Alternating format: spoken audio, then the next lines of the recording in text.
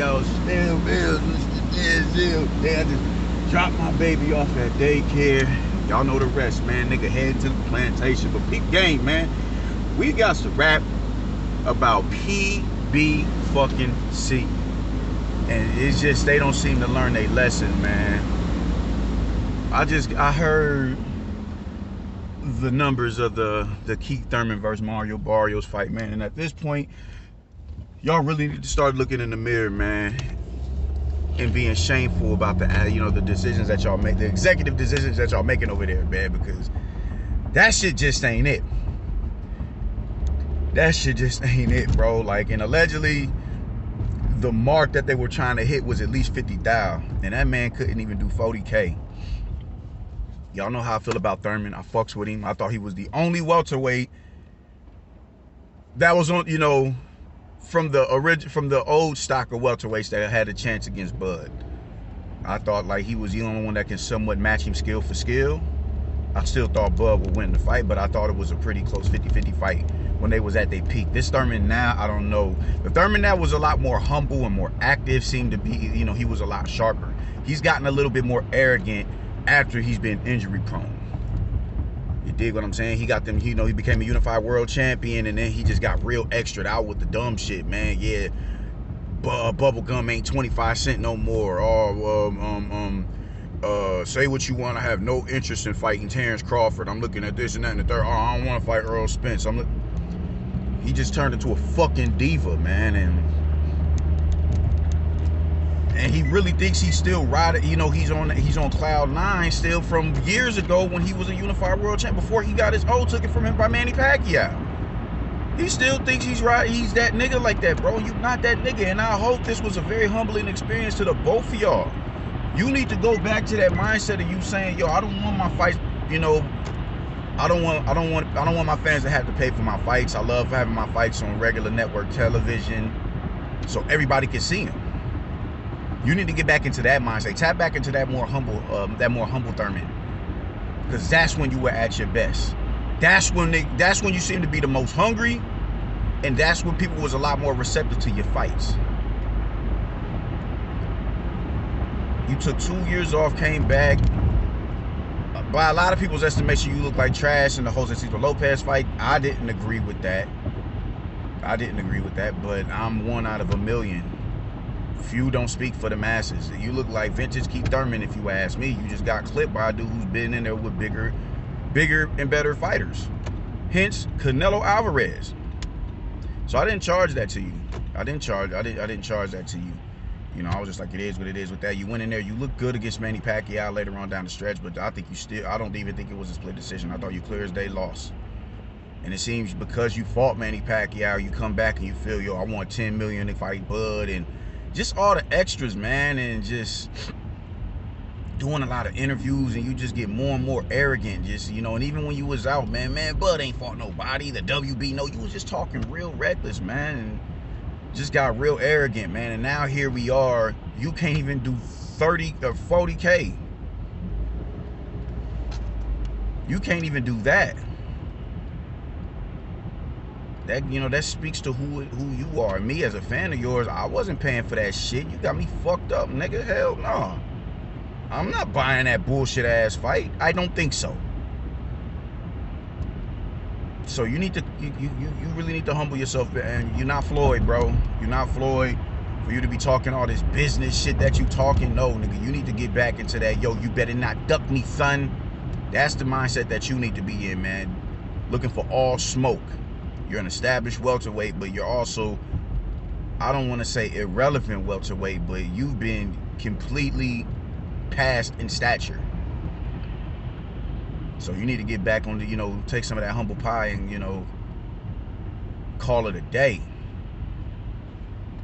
You dig? You PBC, man, I don't know what's going to be. You motherfucker, man, listen, man. When I work for a company and I feel like my back is against the wall, I'm consistently getting barked at for any and everything. When a problem goes wrong, they automatically point to the kid. I can't work in them type of environments, man. Like, I can't work with my back against the wall. I've been in them situations before, and I just cannot perform enough to get the tension off of me. I can't do it. I cannot do it. I've tried it, and it just, no matter how hard I try, it just doesn't work. That's what it seems to be with the PBC, man. Just they back is against the wall, and they just don't get. It's no shame, man. They don't give a fuck about. They don't. It's like they don't give a fuck about if the company goes under or not. They don't give a fuck. They don't give a fuck. They don't. You know, it's not. They don't really develop talent over there, man. It's not like no standout amateurs. None of that, man. Like it's just they was just really banking on Wilder, Charlo, and Spence. And now Wilder is, you know, talking about going to South America to take a hallucinogen to discover whether or not he needs to continue in the sport or retire. Spence is coming off a horrific car crash. We don't know how long his career is going to last. Hopefully he has longevity with it. I'm not putting that bad energy into the universe, but we got to be realistic about it. And then you got the Charlo, when Charlo hasn't been doing anything, man. So after those three, because y'all don't even push Jermell like y'all push Jamal. After those three, who else is there over on the PBC side of the street? Ugaz is not going to be that nigga to carry the mantle. Who else is over there? America doesn't watch, you know, the lower division, so Stephen Fulton isn't going to be able to cut it. Gary Russell Jr. was wild and active, and now he just lost.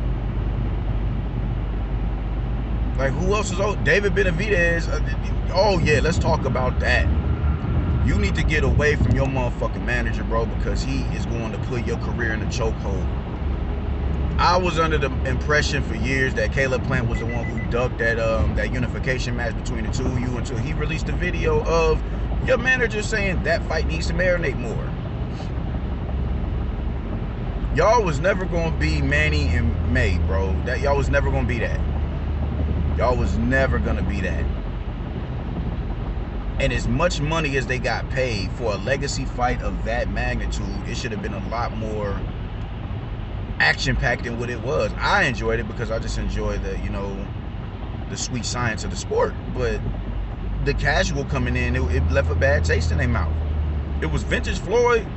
It just wasn't vintage Manny. He completely neutralized Manny. Neither one of them was at their best.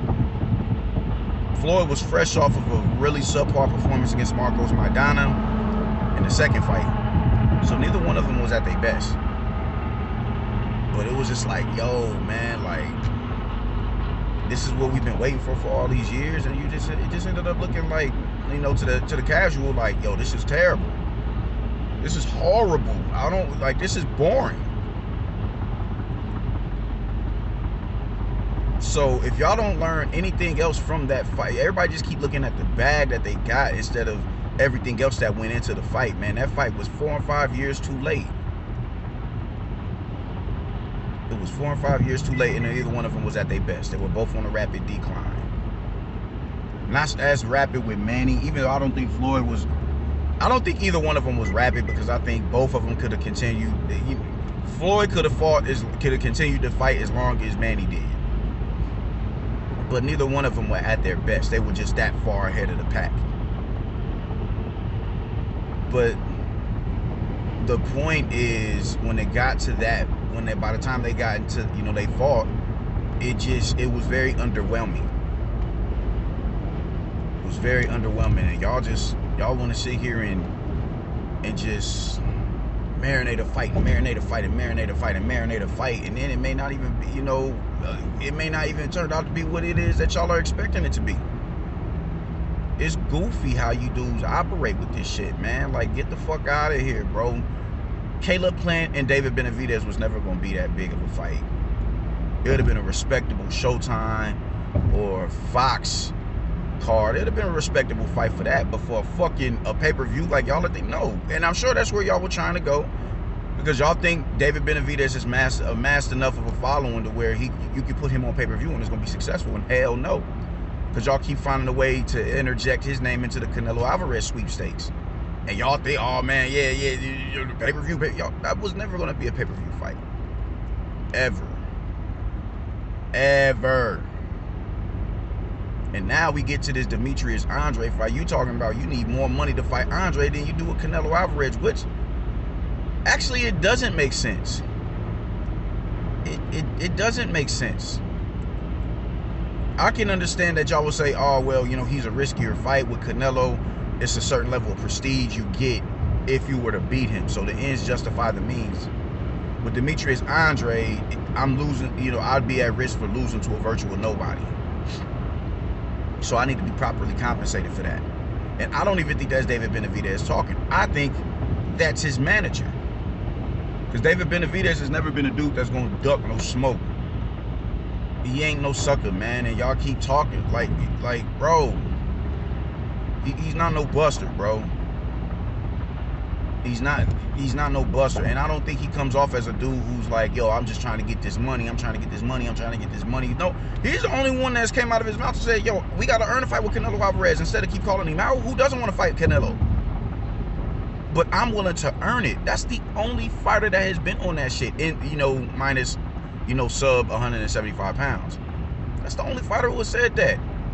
Charlo and Andre feel that they are entitled to a fight with Canelo because of the past. Oh, he was a Mando at 60, at 54 and all that shit. Yeah, maybe. But what is he at 68? Exactly, man. So he's the only one that's been consistently banging that drum that, yo, I have no issues with earning it. Just for him to turn around and his manager continue to talk about we need 10 M's to fight fucking Demetrius Andre. As if these are $10 million fighters, bro. Like, no. Like, hell no.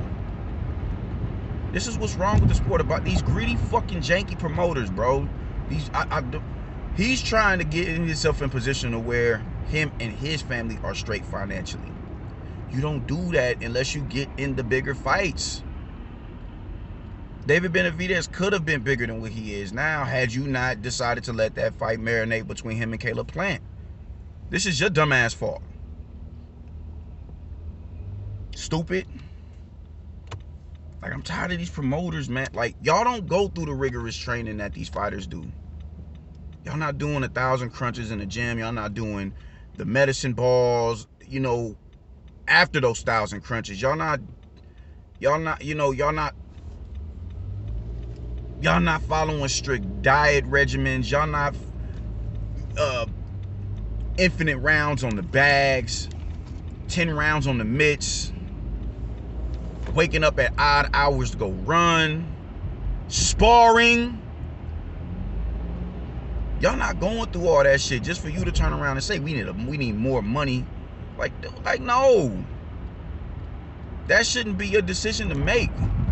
Who the fuck are you? You're not going through that shit to get to the point. No. You want the big bags, put them in the bigger fights. What is it with these motherfuckers that think they can get the most for the minimum? And this ain't a shot at David Benevidez. This is at his dumbass manager. He's halting this dude's career, bro. Fuck out of here.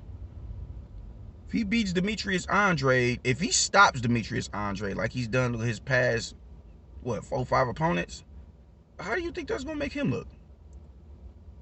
Then it's more logical to ask for those bigger purse demands. Because he just stopped a 2-division world champion who's undefeated. You just stopped him. Y'all don't think like that though.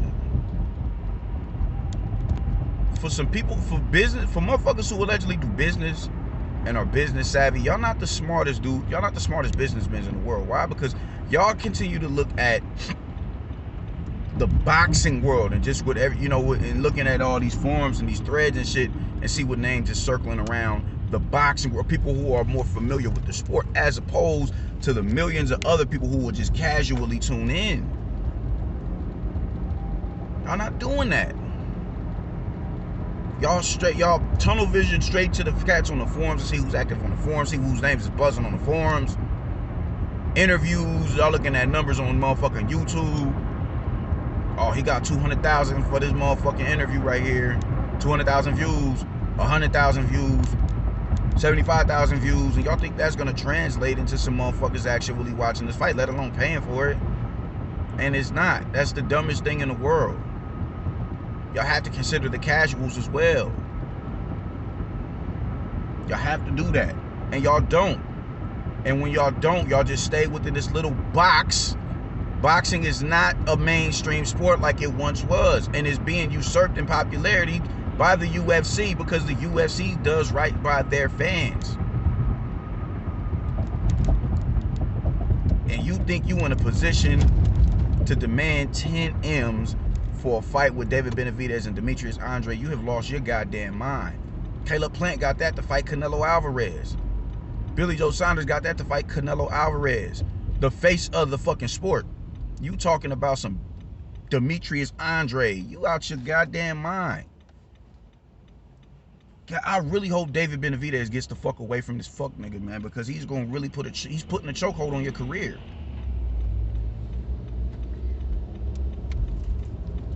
I don't know how, like, just what type that this isn't. It's not logical. This shit isn't thought out. It's not thought out. You're extremely complacent with just. Ugh. God damn, dude. The shit is just annoying, man. And it just seems like everything that touches the PBC is just toxic. Everything. They don't give a fuck about the greater good of the sport. They just trying to align their pockets and get as much money as they possibly can get before they hang. Because it's like they know that this shit is coming to an end. So it's just no shame with the shit that they do. Let me just get as much money as I possibly can before I get the fuck up out of here. That seems to be the moniker over there now. The oversaturation of pay-per-views. That's being done by them niggas.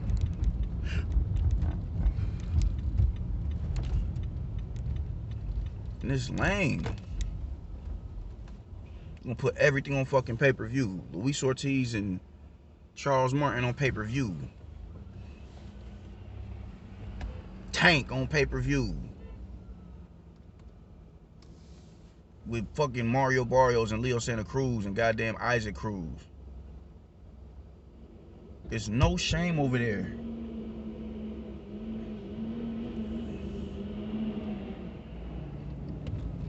This shit is sad, man. It's sad. It's annoying. Y'all need to just get your shit right over there, man. Fuck getting your shit right, man. Just get away from David. You need to get far away from them. You need to get far away from them. Now that Caleb Plant is no longer a champion, they ain't got nothing to offer you. They have nothing to offer you. Please don't tell me they move my... God damn it.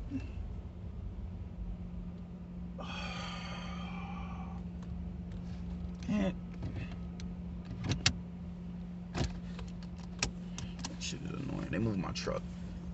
But yeah, that's all I gotta say about it, man. David Benevidez, get away from this dude, man, before he stalls your career more than what it already has been, man. Peace.